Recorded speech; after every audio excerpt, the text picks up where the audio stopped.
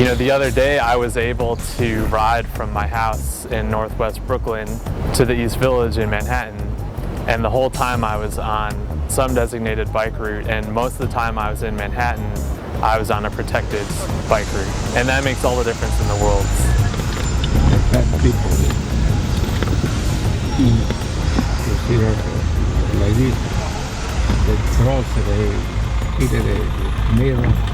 In 2007, the Department of Transportation announced a plan to accelerate the bike master plan. They added 200 miles of bike lanes between 2007 and 2009 as a way to really encourage New Yorkers to give bike riding a try for daily transportation. They don't have lights. You will see sometimes when the weather is very bad, they don't have lights, you can see.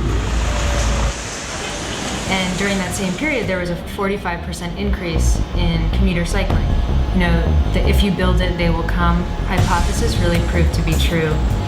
There's also been, at the same time, a decrease in cyclist injuries and fatalities. I think it's really easy to have a bike here. I've had a wonderful experience on riding my bike, commuting. You know, don't really have a whole lot of trouble. I haven't been in any accidents.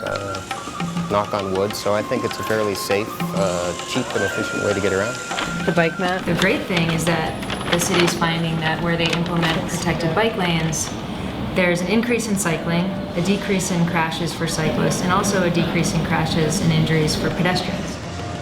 Es muy bueno, muy correcto y se maneja más mejor, más tranquilo, más a gusto, más segura, exacto, más segura.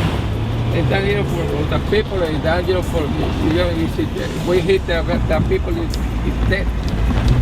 No, it's kind of trouble. We lost the job. In the media, you don't often see portrayals of the new bike infrastructure from the perspective of someone who might want to use it. It's always from the perspective of cyclists are other. They're like these foreign beings. They're not people or New Yorkers, they're cyclists. And that leads to some pretty sensationalist and sometimes, you know, vicious coverage. For a long time, New York City streets have kind of operated under a status quo, vehicle first mentality. And in New York City, our streets and sidewalks are 80% of our public space. So in fact, while they're serving only drivers, they need to be serving more than that. I come over the Manhattan Bridge or the Brooklyn Bridge. Usually the Manhattan Bridge has less traffic. I ride my bike to errands and to work and the store and just anywhere that I can. They kind of need to update the traffic laws if they want to include bicycles within, you know, a sort of reasonable code. I mean, right now you're trying to ask a bicycle to follow the laws of an automobile when they're two completely different things. You don't ask the same of a pedestrian to follow automobile rules, and it's, you know, it's kind of a different vehicle and a different tool, so it needs its own set of rules if they want to go that route of, you know, cracking down on bike violations like they've been trying to do over the past couple of months. This is a walking city. You know, the Big Apple is a place when you think of the Big Apple, you think of walking. So I think some of the challenges are that change is hard, and that when a street changes, it does involve people having to change their routine, and that has brought along with it some opposition.